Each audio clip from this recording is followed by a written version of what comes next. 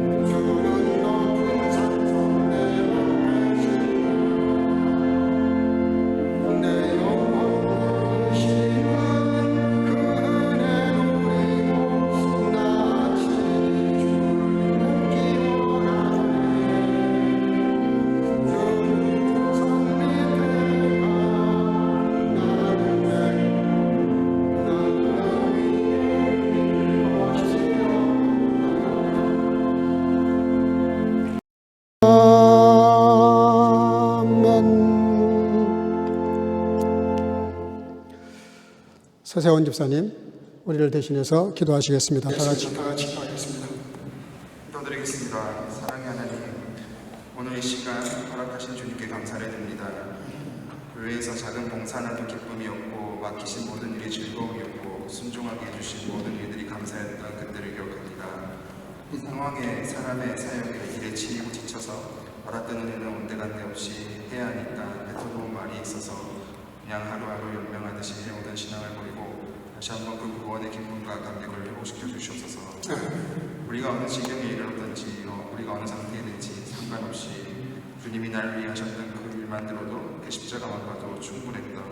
그래서 어떤 일이든 주님이 시키신 것이면 할 수 있었던 우리의 심령을 회복시켜 주시옵소서. 하나님, 더 이상 종교 생활이 아니라 내가 구원받기 위해 애쓰는 그런 삶이 아니라 받은 은혜가 너무 좋아서 받은 사랑이 너무 커서 그래서 그 사랑 앞에 다른 건 희생처럼 여겨지지도 않을 만큼 너무 큰 큰 사랑받아서 그 사랑에 의하여 선택하고 걷고 섬기고 순종하는 삶이 되게 하여 주셔서 주님, 오늘 이 예배를 통하여 우리의 심령이 다시 한번 주님께 회복되어지기를 바랍니다. 우리 마음이 예배의 평가자가 아니라 관중이 아니라 마음을 열어 주님이 기뻐하시는 예배를 드리는 우리가 되게 하여 주시옵소서. 저희 선교교회와 우리 조국을 지키실 주님을 기억하며 이 모든 것 예수님 이름으로 기도드립니다.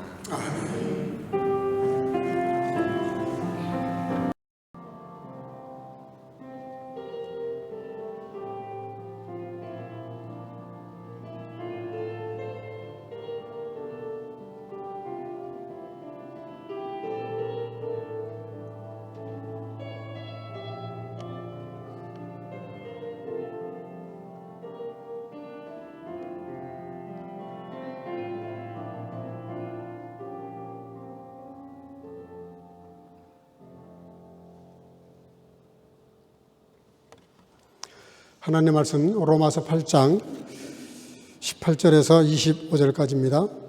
우리 한 목소리로 천천히 같이 읽도록 하겠습니다. 다 같이 보겠습니다.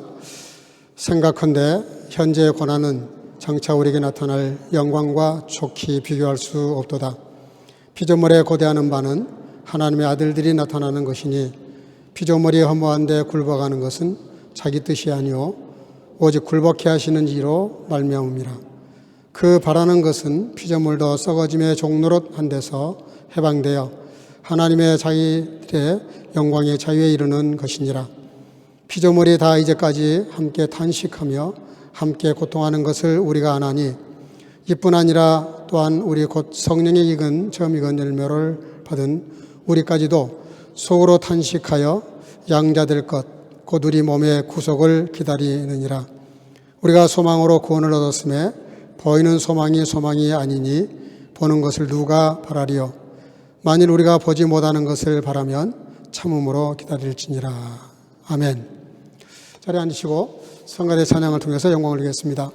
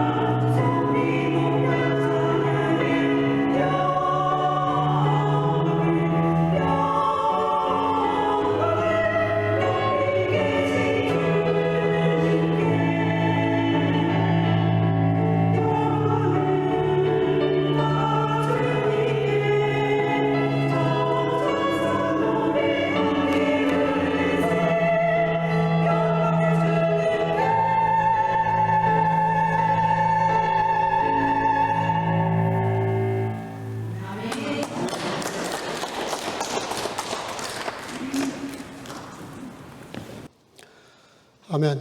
감사합니다.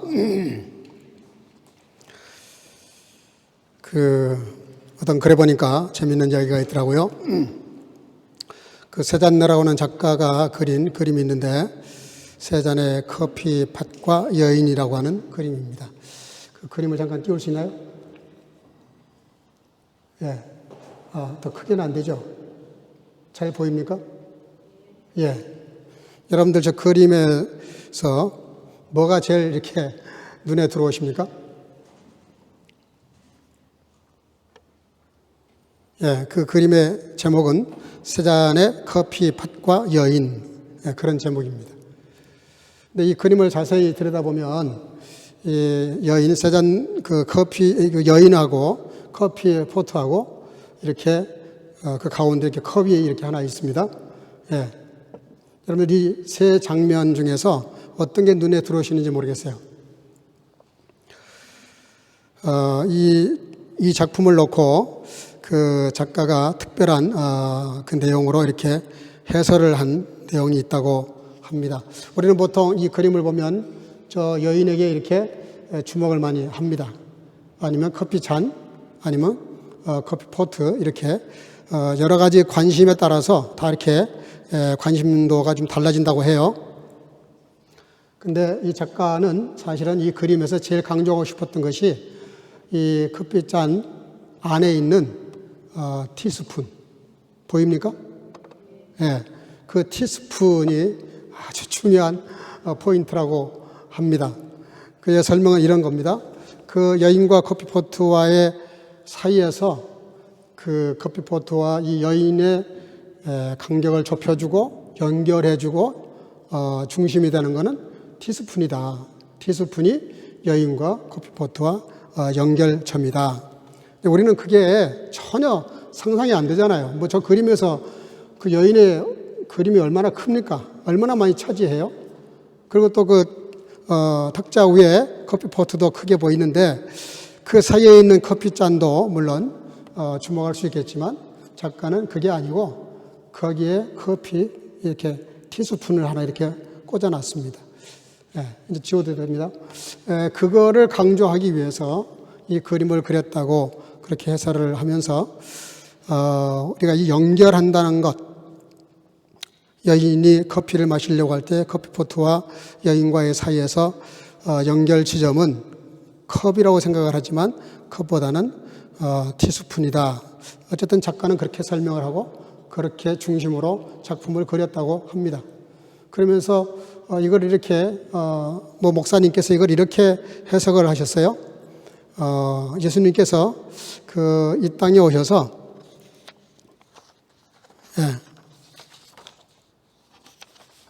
이 땅에 오셔서 그 천국을 설명하시는 과정에서 특별히 제자들이 이렇게 길을 가다가 싸우죠. 누가 더 여기서 중요한 인물이냐? 교회로 말하면 누가 중요한 인물이냐? 목사냐, 장로냐, 권사냐, 집사냐, 아니면 유력한 성도냐? 그런 것처럼 서로 위치를 가지고 다툼이 일어났을 때 예수님께서 어린아이 하나를 세우셨다는 거죠. 그리고 너희가 이 어린아이와 같이 되지 아니하면 결단코 천국에 들어가지 못한다. 그러니까 하나님은 이 어린아이와 같은 그런 단순하고 자기를 낮추고 존재감이 없는 아주 작은 사소한, 마치 그 여인과 커피포트 사이에 있는 컵도 아니고 티스푼인 것처럼, 그런 것처럼 예수님은 이 땅에 오셔서 하나님의 나라를 연결하는 것은 이 어린아이와 같은 마음이다. 아주 작은 거다. 지금 요즘 시대에는 작은 건 존재감이 없습니다. 뭐든지 커야 됩니다. 크고 많고 부유하고 어마무시해야, 그래야 좀 시선을 끌까 말까 하는 그런 세상입니다. 예수님께서 이 땅에 오셨을 때도 아무도 관심 가질 수 없는 말구에 태어나신 겁니다. 그 자체가 벌써 누구도 관심 가지지 않았어요. 오직 그 오래전부터 말씀을 연구했던 동방의 그 세 사람만 별의 움직임을 이렇게 예민하게 그걸 관심을 가지고 들여다보다가 결국은 아기 예수님께 와서 경배를 했는데, 말구육간에 태어난 그 아기가 무슨 세상의 역할을 하겠습니까? 그분이 온 인류를 구원하실 분이라는 걸 누가 상상이나 했겠어요? 근데 하나님의 나라는 그렇다는 거예요. 우리가 속습니다. 하나님의 나라에 대한 그런 기대나 기다림이나 기대가 전혀 다른 데가 있어요. 지금 교회에 나오는 믿는 사람들도 마찬가지예요. 왜 작은 교회는 더 줄어들고 큰 교회는 왜 사람들이 더 많이 몰립니까? 거긴 주일학교 교사도 박사 아니면 못해요. 그 정도로 규모가 있고 세상적으로 화려하고 뭔가 있는 것처럼 보이니까 사람들이 그렇게 몰릴 수밖에 없는 거예요. 더더군다나 그 글로벌이지형이라 그러죠. 이 세계화라고 하는 것 때문에 그 작은 것, 골목 그런 작은 이런 조그만 가게들은 다 문을 닫고 장사가 안 되죠, 당연히. 백화점에 가면 온갖 물건 좋은 게 많은데 거기다 또 뭐 덤핑까지 해가지고 막 싸게 공급을 하는데 장사가 될 수가 없죠. 노벨 문학상을 받았던 1969년 언젠가 한번 소개했던 이야기인데요. 사무엘 베케트라는 분이 있습니다. 이분이 고도를 기다리며라는 극작 소설을 써서 노벨 문학상을 받았는데 그분도 다른 게 아니에요. 그 기다림이라고 하는 것이 얼마나 신비한 일인가. 여러분, 뭔가를 기다린다는 것은 기대가 있다는 겁니다. 소망이 있다는 거예요. 꿈이 있다는 거예요. 뭔가 바람이 있다는 거예요. 그 바람, 그 기다림 끝에 맞이할 그 어떤 것들이 있는데 그것이 하나님일 수도 있고 구원일 수도 있고 희망일 수도 있고 사랑일 수도 있고 여러 가지 많은 것이 있을 수 있다는 것이죠. 그렇잖아요. 시험 본 학생이 학력고사를 보고 뭘 기대해야 하겠어요? 좋은 성적이죠. 시험 보면은 합격 통지서. 또 불치병 앓는 사람들은 뭘 기다리겠어요? 이 병 고칠 만한 약, 새로운 신약.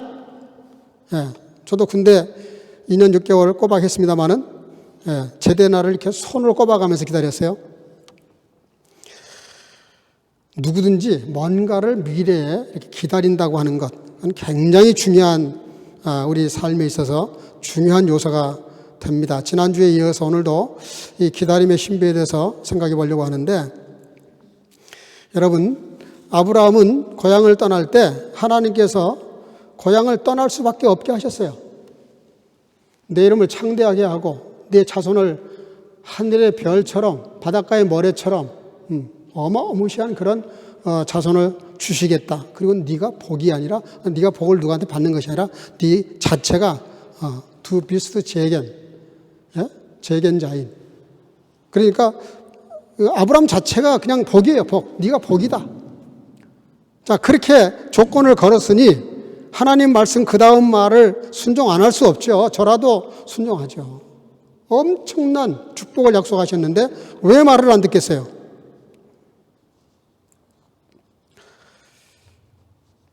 그래서 이 기다린다고 하는 것, 그 아브라함이 그 기다림은 물론 잘못했죠. 잘못해가지고 그것이 비극을 만들어내서 지금의 중동을 만들고 팔레스타인 이런 많은 복잡한 문제를 만들었는데, 어쨌든 올바른 기다림은 그리고 하나님의 때를 기다리는 사람은 실패하지 않는다는 건데, 이 기다린다는 단어가 원래 카바라고 하는 단어입니다. 카바.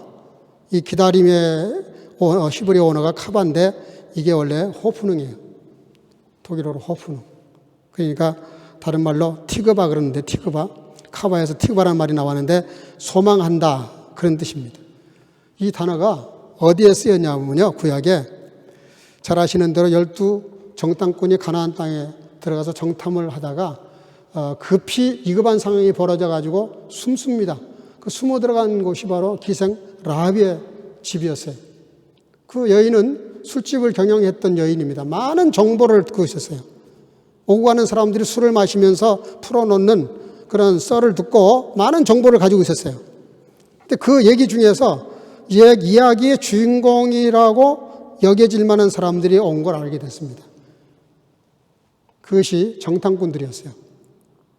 여인이 벌써 그분들을 알아보고 먼저 정보를 알아요. 당신들은 광야를 지나오면서 어마어마한 사건들이 많았는데 홍해를 막 갈라버리고 마른 땅처럼 건너고 반석을 쳐서 물이 막 나오고 그 막강한 아말렉 군대를 쳐부시고 그 많은 정보를 듣고 있었어요. 그때 이 여인이 그 분들하고 언약을 맺습니다. 나중에 이스라엘이 이렇게 여리고성을 쳐들어왔을 때 그 붉은 줄을 이렇게 내리면 그러면 그 라합의 집은 구원해 주는 걸로, 공격하지 않고 생명을 구해 주는 걸로. 그래서 그 언약을 맺습니다. 근데 실제로 이스라엘 백성들이 이렇게 쳐들어왔을 때 이 여인이 그 창밖으로 성 밖으로 이렇게 붉은 줄을 내렸습니다. 그 붉은 줄이 바로 티그바예요. 티그바라는 단어를 쓰고 있습니다. 이게 뭐냐면 소망이라는 뜻이에요. 그러니까 이 라합이 그 줄을 밖에 내걸었을 때 뭘 소망했을까요? 여리고성이 무너지고 다 죽는 그 속에서도 이 여인과 가족들은 살려줄 거라고 하는, 살 수 있다고 하는 그런 소망을 갖고 이스라엘이 들어올 때까지 기다린 거죠. 여러분, 비록 술집을 경영하고 있지만 그 라합이 그 창문에다가 줄을 내릴 때 어떤 심정이었겠어요? 이 줄이 정말 내 생명줄일까? 정말 이걸 보고 이스라엘이 우리 집을 치지 않고 그냥 건너뛸까? 얼마나 많은 마음 졸이면서 기다렸겠어요? 그 기다림, 붉은 줄을 내려놓는다. 그것과 앞에 아브라함이 기다리는 그런 모든 소망과 이 같은 단어, 카바라고 하는 단어를, 카바에서 나온 티그바라는 단어를 쓰고 있습니다. 우리가 이 성탄절을 기다리는 것도 마찬가지입니다. 메시아를 기다린다는 말은 티그바, 소망한다는 거예요. 소망하는 시간입니다. 그래서 성탄절 날도 중요하지만 그날을 기다리는 그 마음이 더 중요하다는 거예요.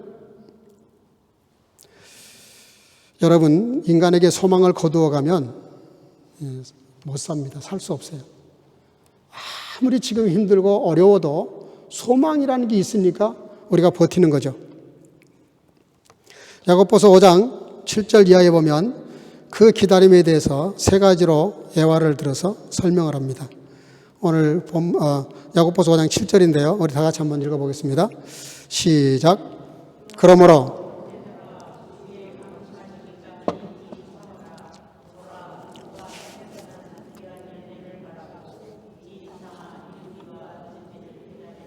아멘.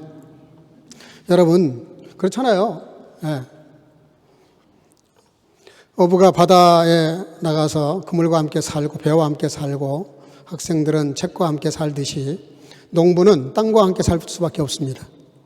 근데 여기 뭐라고 말씀하시냐면, 형제들아 주의 강림하시기까지 길이 참아라. 네, 잠깐만 참아라 이랬으면 참 좋았겠는데 길이 참으라는 게 오래오래 참으라는 거예요. 그러면서 봐라, 농부도 땅에서 나는 열매 얻자고 씨 뿌리고 김을 매주고, 저희 가르쳐내 그 깻잎 하나 그렇게 따먹는 것도요, 풀을 몇 번 뽑아주는지 몰라요. 그 이상하게 말이죠. 그 열매 맺는 것은 가만히 가꾸어줘도 잘 못 자라는데 그 잡초, 이게 정말 보통 힘든 게 아니에요. 아무리 뽑아내고 또 뽑아내도 또 납니다. 근데 알곡은 심어도 잘 안 나요. 심어도. 몇 번 씨를 뿌렸는데 그게 안 나요. 씨가 싹이 안 난다니까. 얼마나 힘든지 몰라요. 우리 권사님 집에서 좀 주셔서 맨날 매년 그렇게 옮겨 심어가지고 깻잎을 좀 먹는데 이게요, 열매 맺는 게 얼마나 힘든지 몰라요. 그래도요, 농부가 그 어려운 과정을 거치면서 씨를 뿌리고 김을 매주고 가꾸고 하는 그 이유가 뭐예요? 열매를 기다리는 거죠. 열매를. 그 이른 비 늦은 비, 그 모든 날씨의 변화들, 이게 또 꼭 필요합니다. 늘 날씨가 좋아서 잘 되는 것도 아니고 비가 계속 온다고 잘 되는 것도 아니고 그 변화무쌍한 그런 그것이 우리가 볼 때는 변화무쌍하지만 하나님께서는 그걸 조화롭게 하신 거죠.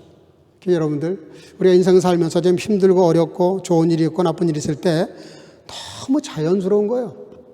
어떻게 늘 좋을겠어요? 어떻게 늘 슬프겠어요? 이게 계속 변화무쌍한 거예요.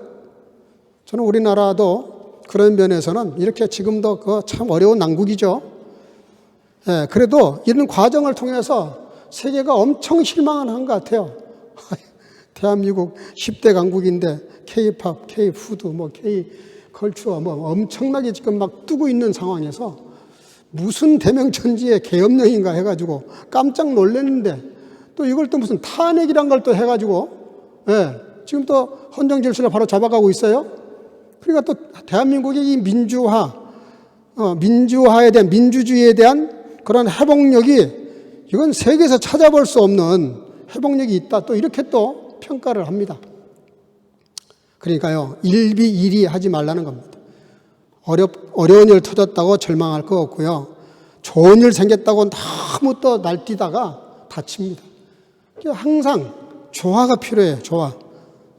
농부가 열매를 기다리고 심듯이 그 기다리는 시간, 그 기다림의 신비가 뭡니까?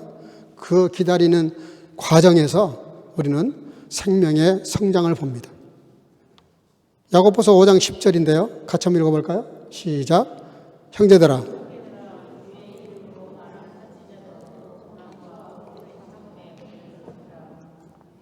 우리 크게 한번 다시 한번 읽어봅시다. 시작.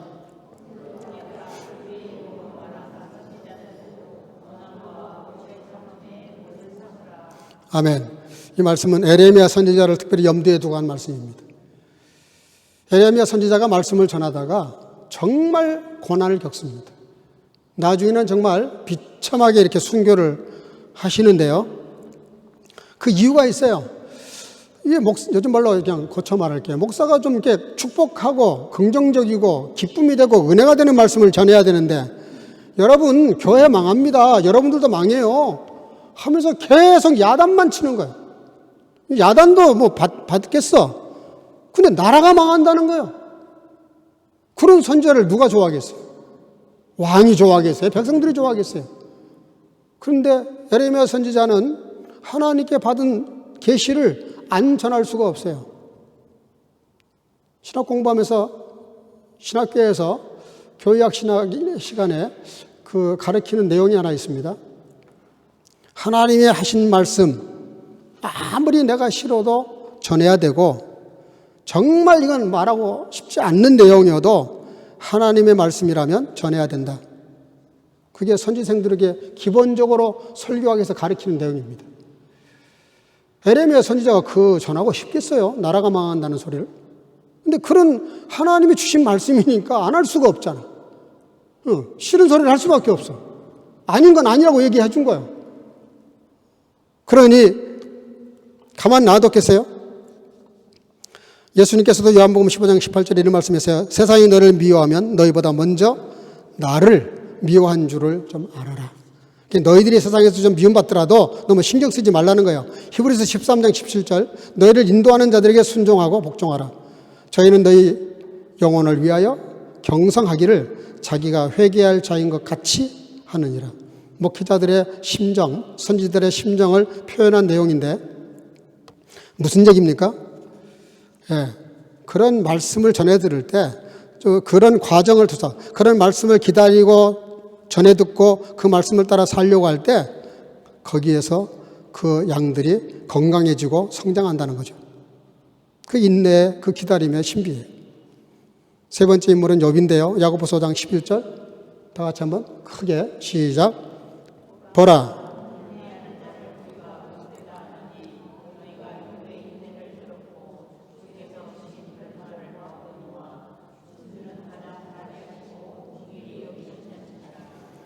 아멘.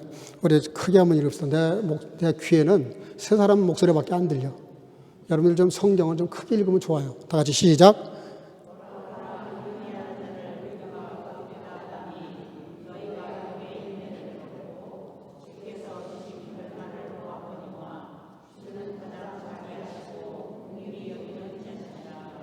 아멘.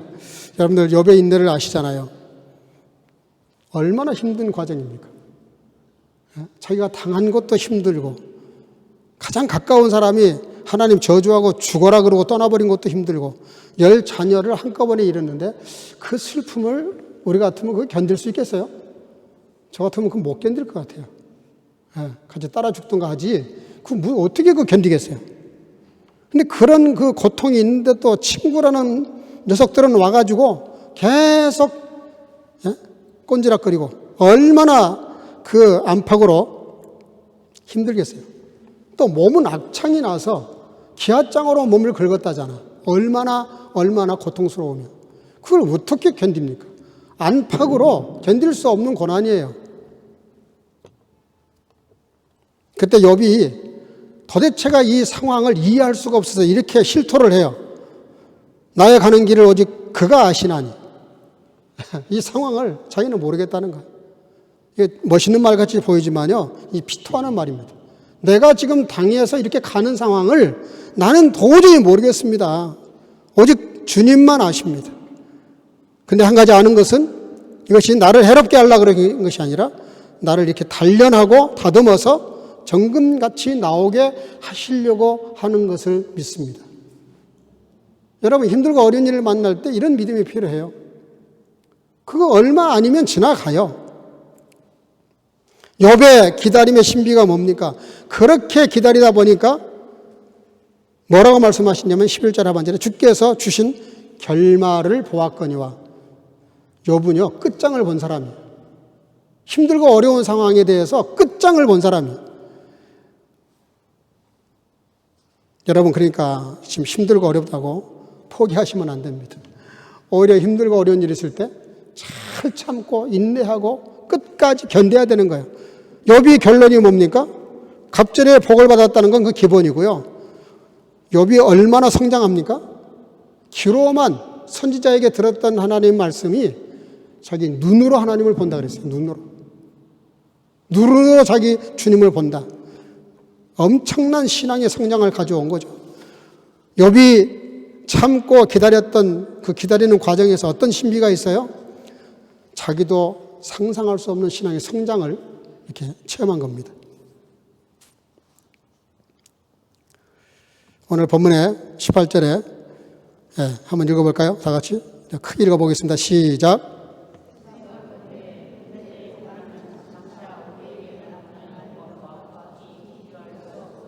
아멘.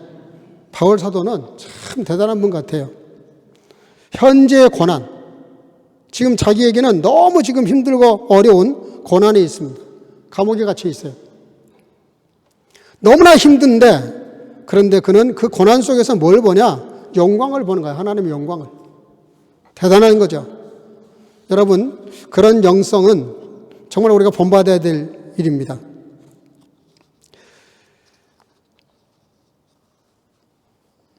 요셉이 그런 어려운 과정을 거치면서도 끝까지 참고 견뎠던 이유는 자기에게 주신 하나님의 꿈이 있었잖아요. 꿈. 형들이 자기를 팔 때 무슨 생각이 있겠어요? 이건 다 볏집단들이다. 볏집단들. 나중에 다 그 볏집단들이 자기에게 절을 했잖아요. 아마 요셉이 그 힘들고 어려운 상황에서도 한마디 불평하지 않고 그냥 팔려간 걸 보면 형들이 지금 나를 이렇게 팔지만 언젠가는 당신들이 내게 와서 절할지 몰라. 그러고 그 길을 갔을지도 몰라요. 나중에 그가 정말 상황이 바뀌었을 때 이렇게 말합니다. 창세기 50장 20절인데 이건 제가 안 보냈어요. 당신들은 나를 해하려 하였으나 하나님은 그것으로 선으로 바꾸사. 그랬어요. 여러분들 누군가가 아니면 어떤 사건이 나를 힘들게 하고 어려운 문제가 생겼을 때 잊지 말아야 됩니다. 이걸 그냥 볏집단이라고 생각하세요. 볏집단. 언젠가는 이게 다 나에게 절을 할 때가 올 거다. 문제는 뭐예요? 내가 믿음으로 사는 거죠. 반드시 하나님의 선을 이루어 주실 것이다. 그래서 힘들고 어려울 때, 잘 안 된다고 할 때 포기하면 안 됩니다. 그리고 끝까지 기다려야 돼요. 고린도후서 4장 17절 우리의 잠시 받는 환난에 경한 것이 지극히 크고 영원한 영광에 중한 것을 우리에게 이루게 함이니. 우리가 좀 이렇게 고난을 겪지만 반드시 기다리면 좋은 날이 온다는 뜻인데 2002년에 한일 월드컵 대회 때 그때 있었던 그 일인데 누가 그걸 잘 정리해 놨더라고요. 그때 이태리하고 우리나라가 이렇게 붙었어요. 여기서 이기면 8강에 올라가는 거고 지면 떨어지는 거예요. 근데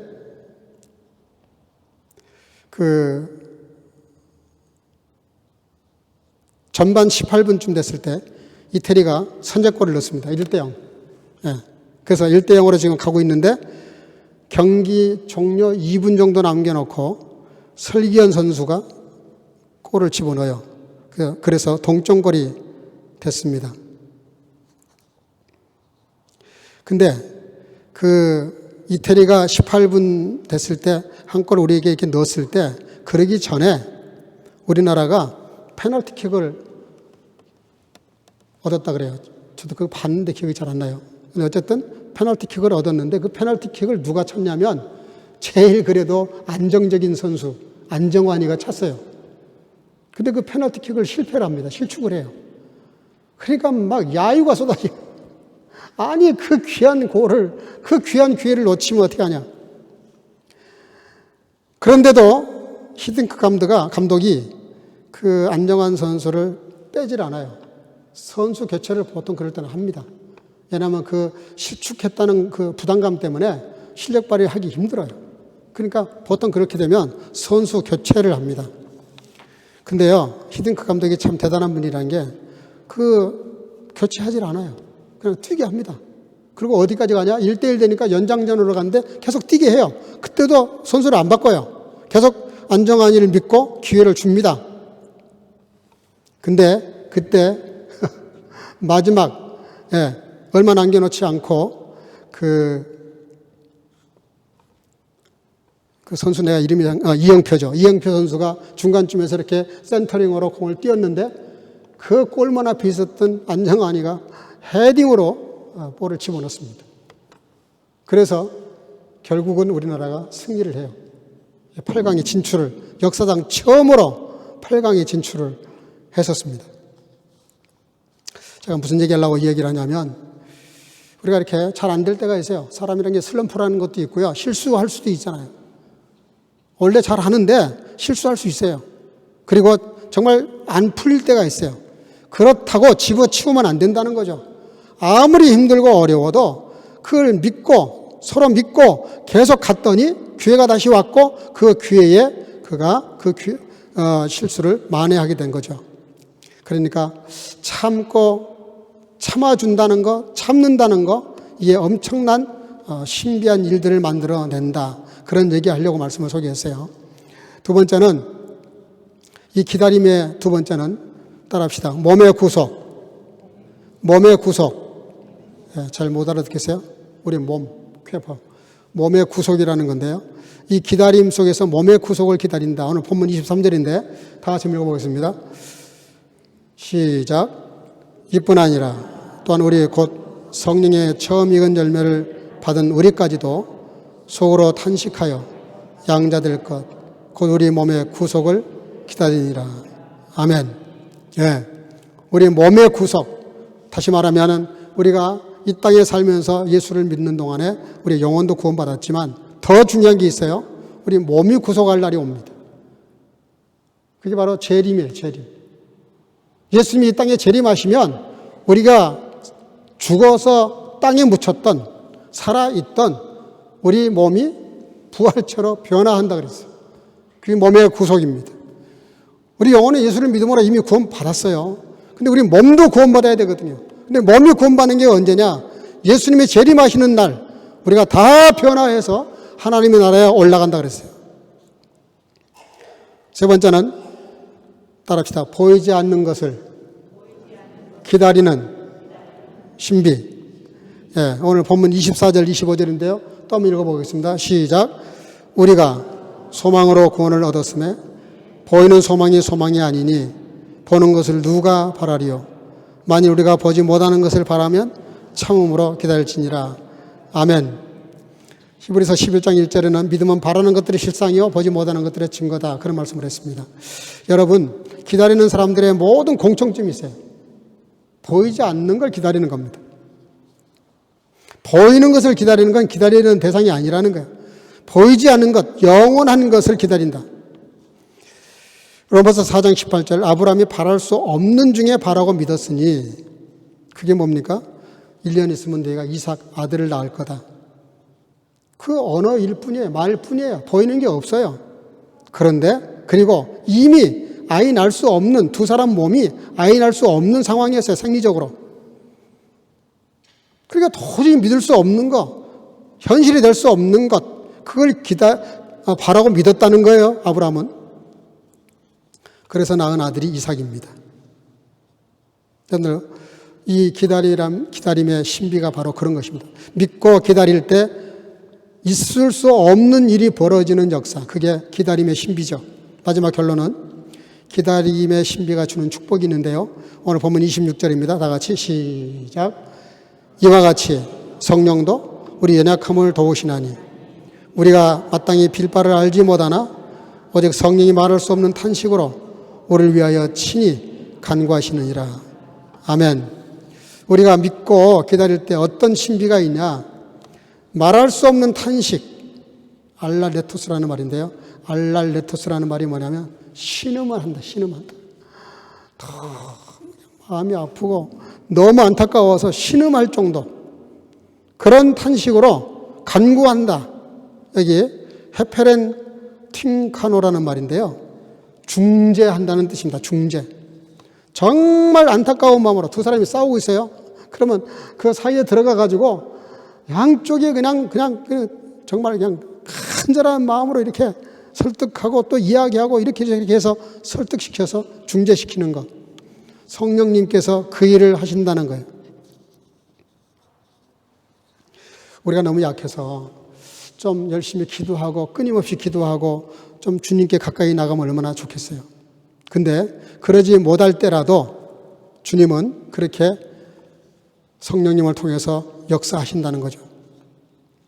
멕시코 시티의 한 시장에서 노인이 양파를 20줄을 놓고 팔고 있었다고 합니다.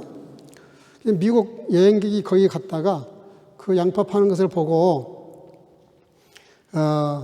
심심해서 그랬는지 정말 필요해서 그랬는지는 모르겠는데 그 양파 한 단에 얼마냐고 물었습니다. 그랬더니 10센트라 그랬어요. 아, 그래요? 내가 세 뿌리를 사면 얼마에 해줄 겁니까? 30센트 해드리겠습니다. 그러니까 아니 좀 깎아주셔야지 어떻게 그걸 이렇게 다 받습니까? 그랬더니 깎아줄 수가 없습니다. 그러면서 더 이상 말을 하지 않으려고 그래요. 그때 한 번 더 이야기를 합니다. 그러면 제가 몽땅 20뿌리 다 사겠습니다. 그러니 얼마에 해줄 겁니까? 2불이어야 되는데 2불인데 2불이라고 할 줄 알았어요. 근데 이 할아버지는 의외의 대답을 했습니다. 저는 한꺼번에 팔지 않습니다. 그게 무슨 말씀이에요? 빨리 팔고 다시 해야지. 뭐 이렇게 여기 앉아가지고 이거 하나 팔아서 얼마 남는다고 이게 이렇게 앉아 계시겠냐고. 내가 몽땅 다 사드릴 테니까 조금 깎자 그랬어요. 그랬더니 그분이 하는 말이 깎아주지도 않거니와 다 팔지도 않습니다. 그렇게 이야기하니까 궁금했어요. 왜 그러냐고. 기분 나빠서 그러는 거냐고. 기분 나빠서 그런 것이 아니라 저는 여기서 양파를 팔지만 실은 양파를 팔기는 팔지만 양파를 팔고 있는 것이 아닙니다. 저는 당신이 알지 못하는 걸 팔고 있고 사고 있습니다. 이걸 팔면서 자기는 이걸 사러 오는 사람들의 모습, 사러 오는 사람들과 대화, 사러 오는 사람들과 그런 교류를 통해서 저는 돈보다 더 중요한 걸 얻기 때문에 저는 한꺼번에 팔지 않습니다라고 대답을 했다고 합니다. 요즘 시대가 하도 뭐든지 빨리빨리잖아요. 속도전이라고. 인터넷도 그렇고 뭐든지 빨라야 돼요. 조금만 느리면 못 견뎌요. 못 견뎌해요. 우리나라가 얼마나 참 대단한 나라인지 모르겠어요. 그 인터넷 그 속도라든지 어디를 가나 뭐 인터넷이 다 터진다 그러잖아요. 우리가 독일에 살지만 인터넷이 안 터지는 데가 얼마나 많아요. 안 터지는 데가 또 밖에 나가면 아예 터지질 않죠. 불악에서 마을에서 떠나가면 아예 터지지가 않아요.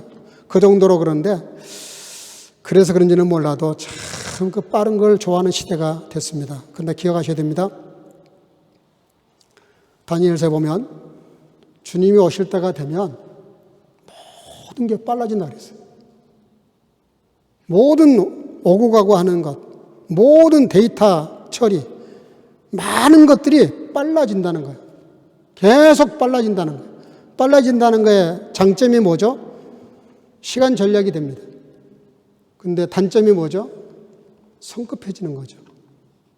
사람이 성급해져요. 참지를 못해요. 기다리지를 못해요. 어린아이들일수록 참지를 못합니다. 우리의 신앙도 마찬가지입니다. 우리가 성탄절은 하루인데 왜 한 달 내내 대강절을 지킬까요? 기다림이 그렇게 중요하다는 뜻입니다. 기다림.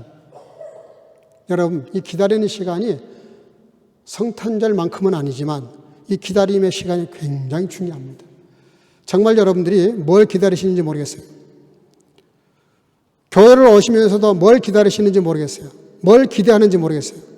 우리가 와서 예배드리고 하나님께 영광을 드러내고 또 주시는 말씀을 받고 그 말씀을 가지고 한 주일 살면서 여러분들이 그 가운데 뭘 이루려고 하시는지 하나님 말씀 안에서 분명하게 발견하셔야 됩니다. 저와 여러분들은 지금 대강절에 메시아를 기다리는 마음으로 대강절을 지키고 있습니다. 왜 우리가 예수님을 기다립니까? 지난주에 잠깐 말씀드렸어요. 성탄절은 이 땅에 오신 메시아 예수님을 영접하기 위해서 기다리는 것이고 또 한 번 기다림이 있죠. 다시 오실 예수님, 재림하실 예수님, 그 두 분을 기다리는 시간이 성탄절을 기다리는 시간입니다. 다른 거 다 달라붙는 거 좋습니다. 그러나 본질인 예수님을 놓치면 성탄절은 잘못 지키는 것이고 잘못 기다리는 것입니다.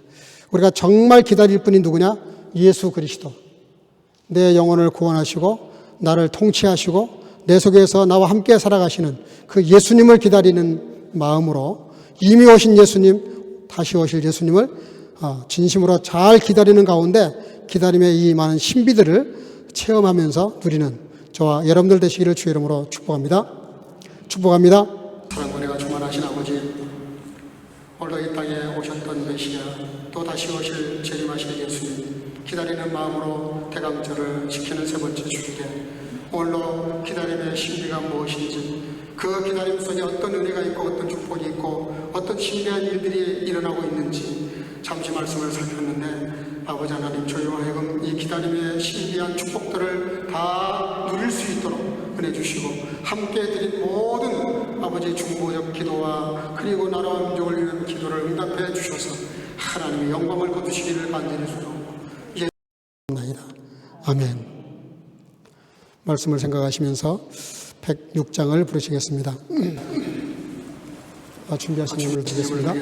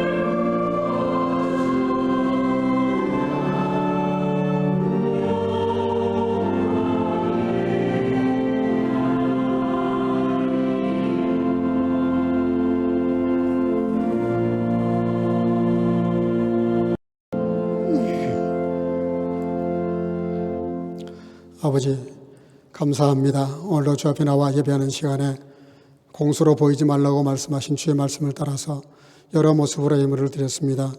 11조를 드리는 성도들, 감사의 예물을 드리는 성도들, 선교와 구제 예물을 드리고 또 여러 제목으로 예물을 드리고 또 온라인으로 예물을 드리는 성도들, 또 주령금을 드리는 어린 생명들, 사랑하는 주의 자녀들, 아버지 그 마음을 주께서 아시오니 그 중심을 보시고 그 중심도로 갚아 주셔서 그렇지 않은 인생보다 더 복된 인생을 살아가기에 부족함이 없도록 부요함으로 채우시고 모든 사람들에게 베풀고도 남는 넉넉한 삶을 살아가도록 물질의 복도 허락해 주시기를 간절히 소원하옵고 예수님의 이름으로 축복하고 봉헌하며 기도하옵나이다. 아멘.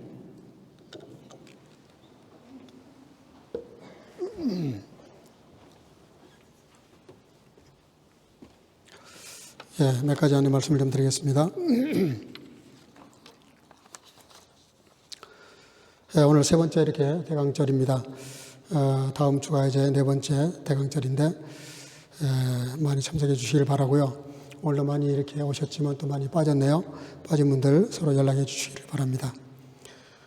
예배 후에는 우리 어린아이들 있는 부모님들은 가능하면 저쪽 그 놀이터가 있는 제2교육관으로 가시고 또 일반 우리 성도님들, 청년들은 다 이쪽 방으로 가셔서 교제 나눠주시기를 바랍니다. 오늘은 이발아슝으로 떡을 준비했습니다. 다 그 책상에 세팅이 되어 있을 텐데 가서 자리에 앉으시면 그 떡을 맛있게 드시기를 바랍니다. 그 이유는 나중에 말씀드리겠습니다. 오늘 또 그 떡을 같이 나눈 다음에 끝나면 제1교육관 이쪽 교육관입니다. 여기서 2024년 결산 그리고 2025년 예산을 위한 예산 재직회로 모이겠습니다. 집사님들 다 참석해 주시기를 바랍니다. 특별히 12월 중에 특별 예배 다음 주 22일 날도 주일이지만 25일 날 수요일입니다. 성탄 축하 특별 예배가 이 자리에서 오후 4시에 있습니다. 이때는 주일학교 합동으로 예배를 드리고 주일학교 순서가 있겠습니다. 또 중고등부도 순서가 있는 줄로 압니다. 또 29일도 주일이지만 31일 날 그날이 화요일입니다. 우리가 송구영 흰예배를 늘 0시에 드렸었는데 여건이 되질 않습니다. 이번 올해는 간악교회가 여기서 0시에 예배를 드리겠다고 하는데 그분들이 이 교회를 먼저 오신 분들이니까 우리가 그렇게 양보를 했습니다. 그래서 우리는 오후 4시에 이 똑같은 시간에 주일학교 합동으로 가족별로 모여서 특별히 그때 초를 다 나눠 드릴 것입니다. 촛불, 축복 또 제가 이날 축복 기도를 합니다. 가정별로. 그래서 축복 기도하면서 내년 1년 동안 가져야 될 기도 제목을 가지고 오시길 바랍니다. 다음 주에 그 봉투를 나누어 드리겠습니다. 그래서 1년 동안 내가 2025년을 하나님이 나에게 선물로 주신다면 나와 우리 가정이 이런 기도 제목을 가지고 1년 동안 기도하기를 원합니다. 그런 기도 제목을 2가지씩만 그렇게 써서 내시면 같이 봉헌하시면 여러분들을 위해서 그 1년 동안 제가 지금도 기도하고 있지만 기도하겠습니다. 그래서 제가 그 내용을 보면 대부분 많은 사람들이 그 기도들 응답이 돼요. 너무나 감사한 일입니다. 그래서 그런 시간을 갖도록 하겠습니다. 주중에 도움이 필요한 분들은 시간 제한 받지 말고 저에게 언제든지 연락 주시기를 바랍니다. 우리 옆 사람과 더불어 인사하겠습니다. 기다림의 신비를 누리면서 합시다. 주 이름으로 사랑하고 축복합니다.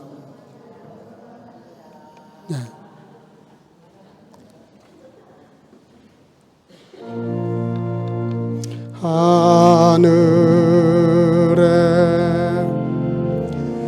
계신 아버지 이름 거룩하사 주님 나라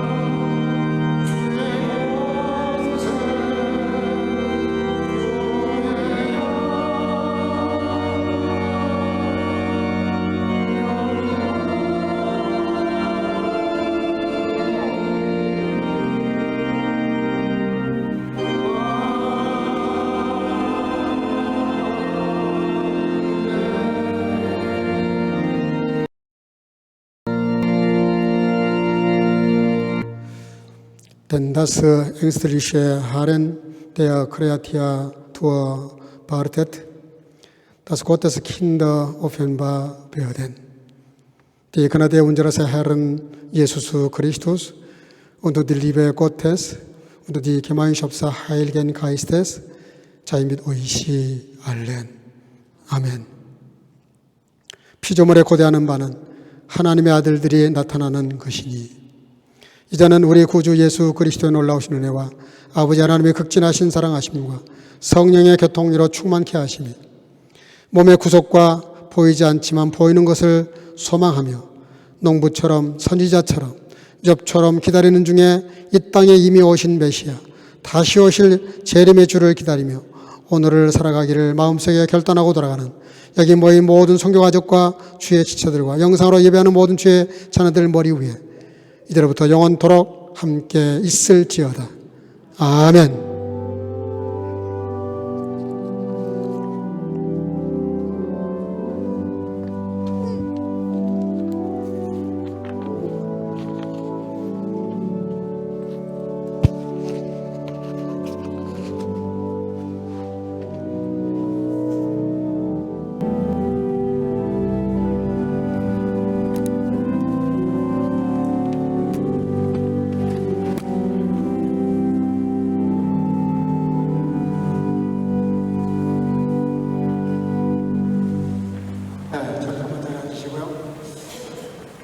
지난주에 생일이 많았네요. 우리 박찬 어린이, 김리원 어린이, 이목식 목사님 몸이 좀 불편해서 오늘 아침에 왔네요. 또 박세린 자매님,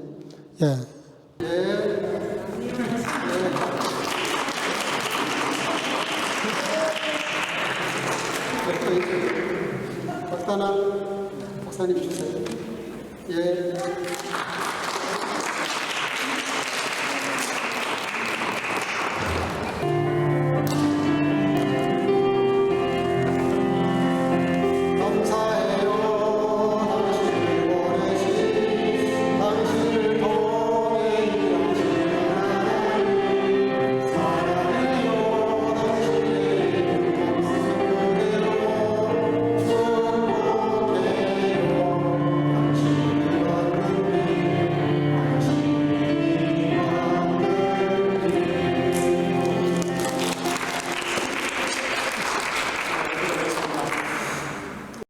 아버지, 또 이렇게 오늘 생일을 맞이한 두 어린이와 또 성도들이 있습니다. 또 목사님이 있습니다. 이렇게 그 은혜에 감사해서 이렇게 오늘 또 서로가 축복하게 하신 거 감사합니다. 아버지 하나님, 저들에게 하나님이 함께 하셔서 늘 하나님과 사람 앞에 존귀하고 영육으로 강건하고 또 그리고 행복한 삶을 살아가기 부족함이 없도록 특별히 우리 어린 생명들 잘 자라날 수 있도록 축복해 주시기를 간절히 소원하고 또 이렇게 오늘 참으로 그 은혜에 감사해서 또 예배 마치고 떡을 나눕니다. 그 자리에 함께 하시고 서로 축하하고 또 서로 감사를 나누는 시간 될 수 있도록 함께 해 주실 줄로 믿사오고 이 한 주간도 살아난 성도들 주님과 동행하면서 기다림의 신비를 깨닫고 감사하며 승리하는 한 주간 될 수 있도록 축복해 주실 줄로 믿사오고 예수님의 이름으로 축복하고 기도합니다. 아멘. 영광의 박수 올리겠습니다. 할렐루야.